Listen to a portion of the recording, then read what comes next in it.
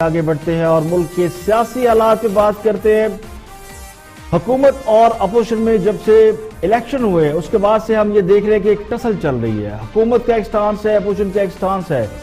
یہ سلسلہ کہاں جا کے رکے گا، محاذرائی کا ذمہ دار کون ہے، حکومت ہے، اپوزیشن نے، یہ جانتے ہیں۔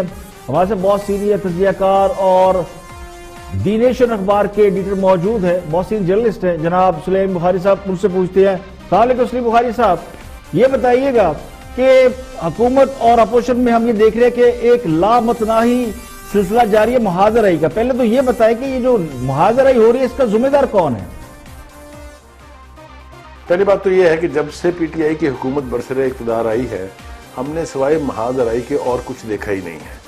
دیکھیے پارلیمنٹ کے جو سیشن شروع ہوئے، چاہے وہ پنجاب اسمبلی تھی، چاہے وہ سینٹ تھی، چاہے وہ نیشنل اسمبلی تھی، وہاں پر پی ٹی آئی کے جو منسٹرز تھے، جو ان کے یعنی سٹالورٹ کہہ لیں یا اسپوکس پرسن جو تھے، جس طریقے سے انہوں نے محاذرائی کا آغاز کیا، چاہے آپ فواد چودھری کے بیانات اٹھا کے دیکھ لیں، وہاں فیصل واڈا کے دیکھ لیں، آپ محمد علی صاحب کے دیکھ لیں، نام لیتے چلے جائیں، شہریار آفریدی ہیں، پھر مراد سعید ہیں، اسی طرح پنجاب اسمبلی میں فیضل حسن چوہان نے جو کچھ کیا وہ سب کچھ، تو آغاز اس کا جو ہوا تھا which was a bad start، وہ آج تک پوری شد و مد کے ساتھ جاری ہے۔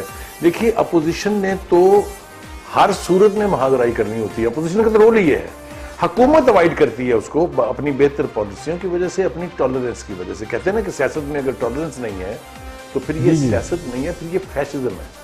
تو حکومت نے اس معاملے میں اس کی کارکردگی میرے نزدیک بہت بری رہی ہے کہ انہوں نے کبھی بھی یہ کوشش ہی نہیں کی کہ اس محاذرائی کو ایک طرف رکھ کے ڈیولپمنٹ کی، لوگوں کے بینیفٹ کی کوئی بات کی جائے۔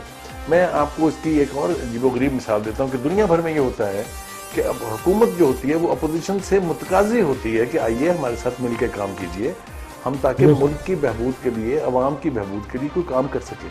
یہاں دو بڑی پارٹیاں جو اپوزیشن میں ہیں، چاہے وہ آصف علی زرداری صاحب تھے، چاہے وہ شہباز شریف صاحب تھے، انہوں نے اپنی اوپننگ سپیچز میں کہا کہ ہم آپ کے ساتھ کام کرنے کے لیے تیار ہیں، ہم حکومت گرانا نہیں چاہتے ہیں، آپ کو 5 سال کے لیے کام کرنے کا موقع دینا چاہتے ہیں، آئیے مل کے کام کریں۔ لیکن اس کو ایکسیپٹ کرنے کی بجائے جو کچھ ہوا وہ عوام بھی جانتی ہے، میڈیا بھی جانتا ہے، سب کچھ سب کے سامنے ہے۔ اس کا اینڈ اسی وقت ہوگا اس محاذرائی کا جب حکومت تھوڑی ٹالرنس کا مظاہرہ کرے گی اور جو ایشوز جینوئن ہیں جنہیں اپوزیشن اٹھاتی ہے ان کو ایڈریس کرے گی۔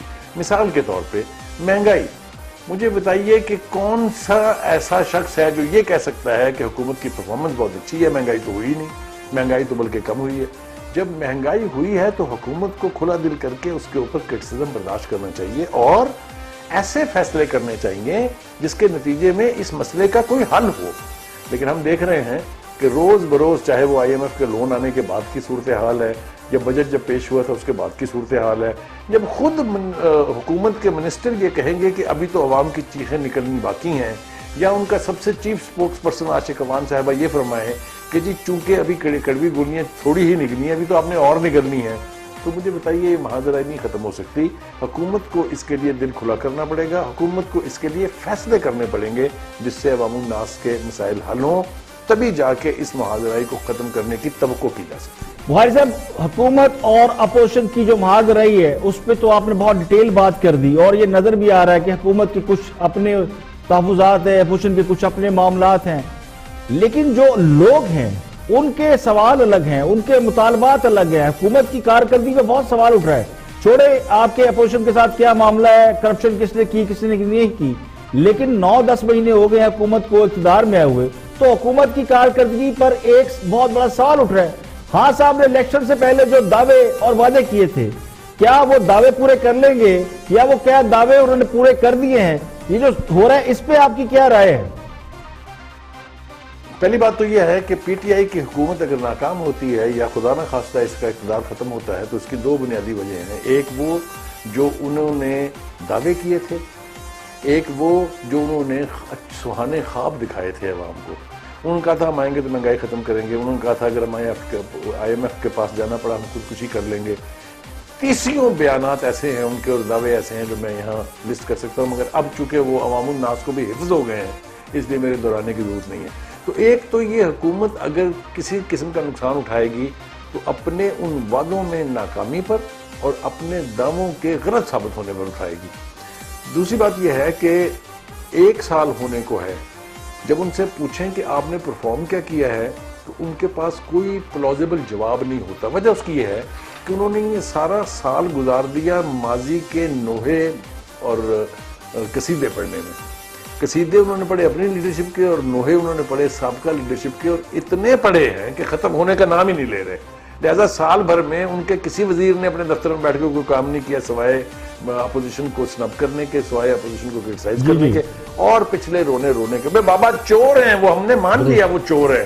انہوں نے چوری کی, عدالتوں میں بھگت رہے ہیں, ان کو بھگتنے دیں, ان کو خدا کے لیے آپ تو کوئی کام کر لیں. اب آپ دیکھیں نا یہ جو ویڈیو لیک کا مسئلہ لیٹسٹ ہے, بھائی یہ ایک عدالت کے اوپر اسپرشن ہے, ایک نے پریس کانفرنس کی, let the court deal with it.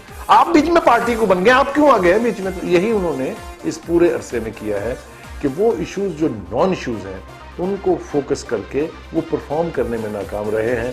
لہذا 1 سال کے بعد بھی مڑ کے اگر وہ دیکھیں تو اب دعوے ان کے کدھر گئے؟ وہ 50 لاکھ گھر جو بننے تھے ان میں سے 5 لاکھ تو اب تک بن گئے ہوتے, 50,000 بن گئے ہوتے, وہ 5,000 بن گئے ہوتے, 500 بن گئے ہوتے. کدھر ہے وہ بلین ٹری کے جو ڈرامے آپ سن رہے ہیں وہ آپ کے سامنے ہے سارا کچھ کیا ہو رہا ہے. کدھر ہے وہ 1 کروڑ نوکریاں؟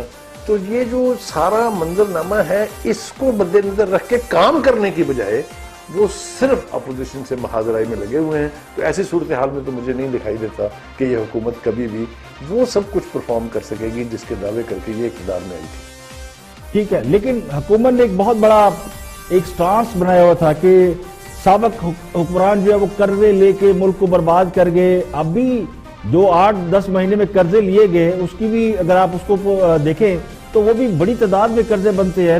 8-9 ارب ڈالر کے قرضے حکومت لے چکی ہے, اور پھر IMF پہ بینک کیا گیا. تو یہ جو معیشت کے حوالے سے بہت بڑا ایک پکچر کریٹ کی گئی. تو کیا یہ لگتا ہے کہ جو IMF سے ہم لون لے رہے ہیں اس کے بعد ہماری معیشت جو ہے وہ بالکل ٹھیک ہو جائے گی اور ہم اپنا آپ جو ہے یعنی ملک کو اس رائٹ ٹریک پہ ڈال لیں گے؟ یہ IMF کا قرض ہمیں بحران سے نکال لے گا؟ دیکھیے 2 باتیں ہیں. پہلی بات تو یہ کہ خزانہ ہر سال بھرتا اور ہر سال خالی ہوتا ہے, اس لیے کہ بجٹ کے بعد جو ٹیکسیشن ہوتی ہے اس سے خزانہ بھرتا ہے. تو ایک خاص اماؤنٹ تو لوگوں کے کام کرنے کے لیے آپ کے پاس ہر سال نئے سرے سے اویلیبل ہوتا ہے. دوسرا ہے باہر کے لون اور غیر ملکی امداد. وہ بھی آپ دعویٰ کر رہے ہیں کہ جتنی آپ کو ملی ہے اتنی تو کوئی سوچ ہی نہیں سکتا تھا. حالانکہ اس کے بارے میں بھی عمران خان صاحب کے دعوے سب کو یاد ہیں کہ جو سربراہ جا کے بھیک مانگتا ہے دوسرے اور دوست ممالک سے وہ خود بہت بڑا چور ہوتا ہے. یہ اس طرح کے جو میں اسے ریٹرک کہوں گا کہ یہ جو پولیٹیکل ریٹرک انہوں نے سارا عرصہ جو ہے وہ بیان کی ہے, اس کا نقصان یہ ہوا ہے کہ آج وہ جواب دینے کی پوزیشن میں نہیں ہے. میرے خیال سے معیشت سب سے بڑا ٹیسٹ تھا تحریک انصاف کا جب وہ اقتدار میں آئی تھی. اگر آپ کو میں یاد دلا دوں کہ اسد عمر صاحب جس کو میں کہتا ہوں کہ وہ PTI کے اکنامک ایرسٹوٹل تھے, انہوں نے جس قسم کے دعوے کیے تھے کدھر گئے وہ؟ لہٰذا ان کی فیس سیونگ کے لیے یا حکومت کو اپنی فیس سیونگ کے لیے انہیں ہٹانا پڑا. اب سب کچھ دے دیا گیا ہے IMF کے ہاتھوں میں. IMF جو ہے وہ پاکستان کے عوام کا مفاد نہیں دیکھے گی, وہ اپنا مفاد دیکھے گی. اور یہی ہو رہا ہے کہ اتنا کچھ ہو رہا ہے ان کے کہنے کے اوپر کہ مجھے سمجھ میں نہیں آتی کہ آنے والے وقت میں کیا ہونے والا ہے. اب پورے ملک میں دیکھ لیجئے تاجر احتجاج میں ہیں, ملیں بند ہیں, فیکٹریاں بند ہیں. اس سے اکانومی ٹھیک ہوگی؟ اس سے تو اکانومی برباد ہوگی. اور کان پر جوں اس لیے نہیں رینگ رہی ہے کہ کوشش تو کر رہے ہیں شبر زیدی صاحب, لیکن فیصلے شبر زیدی صاحب کے نہیں ہیں. آپ کو پتا ہے کہ IMF کی کنڈیشنلٹیز کو میٹ کرنے کے لیے وہ سب کچھ کرنا پڑے گا انہیں. ٹیکسیشن میں مت مار دی ہے انہوں نے عوام کی. آپ دیکھ لیجئے گا کہ آپ کے بینک میں اگر 5 لاکھ روپے پڑے ہیں, چاہے جتنی مرضی آپ کی محنت کی کمائی کے ہوں, چاہے جتنی دفعہ مرضی آپ نے سورس پہ ٹیکس دے دیا ہو, آپ کو ان 5 لاکھ کا بھی حساب دینا پڑے گا. اب جہاں یہ صورتحال ہو وہاں اکانومی کا تو پھر اللہ ہی حافظ ہے. مگر میری دعا ہے کہ اللہ کرے PTI کی حکومت جو ہے وہ اب بھی صحیح سمت میں سفر شروع کرے اور اس ملک کی گرتی ہوئی اکانومی کو. ٹھیک ہے, دعائیں سب کی ہے جی کہ ملک صحیح سمت میں سفر کرے.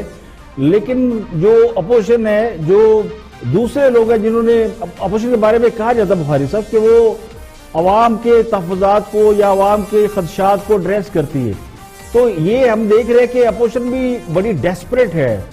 پچھلے کچھ 2-3 ہفتوں میں ہم نے بہت بڑے جلسے بھی دیکھے, پاور شو بھی دیکھے. ماحول یوں لگ رہا ہے کہ جیسے سیٹسفیکشن کہیں بھی نہیں ہے, نہ سیاسی استحکام ہے نہ معاشی استحکام ہے. تو کیا آپ کو لگ رہا ہے کہ یہ گورنمنٹ اپنی مدت پوری کر پائے گی یا یہ جو ماحول بن رہا ہے یہ کسی نئے الیکشن کی طرف جا رہا ہے؟ مڈ ٹرم الیکشن کے بھی مطالبات کیے جا رہے ہیں. کوئی آپ کو ایسی صورتحال نظر آتی ہے جس کے بعد کوئی یہ اسٹیبلٹی آ جائے یا یہ نظر آئے کہ کوئی ہم کسی رائٹ ڈائریکشن میں چلے جائیں گے سیاسی حوالے سے صحیح, اگر معاشی حوالے سے نہ صحیح تو چلے سیاسی حوالے سے صحیح؟ اس کی بھی بڑی انٹرسٹنگ تاریخ ہے. اگر آپ کو یاد ہو کہ 2 مہینے کے بعد ہی جناب عمران خان صاحب نے اپنی ایک بہت بڑی میڈیا بریفنگ میں کہا تھا کہ ہم ارلی الیکشن بھی کرا سکتے ہیں, اور سب کو حیرت ہوئی تھی کہ کیا بنیاد ہے ان کی کہ ابھی 2 مہینے اقتدار میں آئے ہوئے نہیں اور وہ ارلی الیکشن کی بات کر رہے ہیں. اور اب تو باقاعدہ اپوزیشن مطالبہ کر رہی ہے کہ یہ حکومت ناکام ہو گئی ہے, اور انہوں نے مطالبہ کر دیا ہے کہ مستعفی ہو جائے اور ہم جو ہے وہ فریش الیکشن کے لیے کمپین شروع کریں گے. یہ ایسا ہی ہوتا ہے جب حالات اتنے دگرگوں ہوں, جب حکومت اتنی فرجائل وکٹ پر کھڑی ہو تو پولیٹیکل پارٹیز اور خاص طور سے اپوزیشن کی پارٹیز جو ہے اس سے فائدہ اٹھانے کے لیے کانٹیکٹ دا ماسز کی اپروچ اپناتی ہیں. اور میرا خیال یہ ہے کہ جو بلاول کے جلسے ہیں یا جو مریم کے جلسے ہیں وہ اسی طرف اشارہ کر رہے ہیں کہ اگر اچانک کسی بھی غیر متوقع صورتحال کے پیش نظر یا کسی بہت ہی انفارچونیٹ صورتحال کے پیش نظر اگر دوبارہ الیکشن ہوتے ہیں تو اس کی تیاری کے لیے یہ اس سمت میں پہلا. تو سیاسی جلسے تیاری کے لیے ہے, لیکن اگر یہ تیاری ہے تو پھر سیاست کا منظرنامہ بخاری صاحب کیا ہوگا؟ بڑے بڑے ہم نے دیکھے اسٹالورڈ آصف علی زرداری, نواز شریف جیلوں میں ہیں اور گورنمنٹ یہ کہتی ہے کہ ان کا کوئی سیاسی مستقبل نہیں, لیکن ایک طرف الیکشن کی تیاری بھی نظر آتی ہے. تو ہوگا کیا؟ ایک تو آپ نے کہا جی کوئی تیسری قوت بھی آ سکتی ہے, لیکن کیا کوئی نئی سیاسی طاقت بھی سیاسی منظر کا حصہ بن سکتی ہے؟ کوئی ایسا ہم دیکھ سکتے ہیں کہ اگلے مہینوں میں یا چند سالوں میں پاکستانی سیاست کا کوئی منظر بدل جائے اور کوئی نئی سیاسی طاقت, جیسے فارورڈ بلاک بن رہے ہیں سیاسی جماعتوں کے اندر, سینٹ کا الیکشن ہے, تو کیا کوئی نئی پولیٹیکل پارٹی ایمرج ہو سکتی ہے؟ اگر تو میں اپنے ملک کی سیاسی تاریخ پر نظر دوڑاؤں تو جب کبھی بھی سیاستدان ناکام ہوئے ہیں, جب کبھی بھی, دوسرے لفظوں میں اگر آپ مجھے کہیں, میں جرأت کر رہا ہوں یہ کہنے کی, جب کبھی بھی سیاسی لیڈرشپ نے گند ڈالے ہیں تو ایک تیسری قوت آتی ہے. ان سب کو میں اپنے TV programmes, talk shows میں کہتا رہتا ہوں, وارن کرتا رہتا ہوں کہ اگر عمران خان صاحب بھی ناکام ہو گئے تو پھر سب کو پتہ ہے کنہوں نے آنا ہے. آصف علی زرداری اور نواز شریف دونوں نے اپنی اپنی اننگز کھیل لی ہوئی ہیں, اب وہ اپنی نیکسٹ جنریشن کی لیڈرشپ کے لیے کوشاں ہیں. آصف علی زرداری صاحب بلاول کو پروموٹ کر رہے ہیں, اسی طرح سے نواز شریف صاحب چاہے جیل میں ہیں لیکن وہ مریم نواز کو پروموٹ کر رہے ہیں. آپ نے دیکھا ہوگا ریسنٹلی ایک پریس کانفرنس میں مریم کے ساتھ بیٹھے ہوئے شہباز شریف صاحب بالکل نان پلس لگ رہے تھے. تو یہ اب نئی نسل کی لیڈرشپ جو ہے ڈیلیور کر پائے گی کہ نہیں, یہ تو آنے والے وقت میں پتہ چلے گا.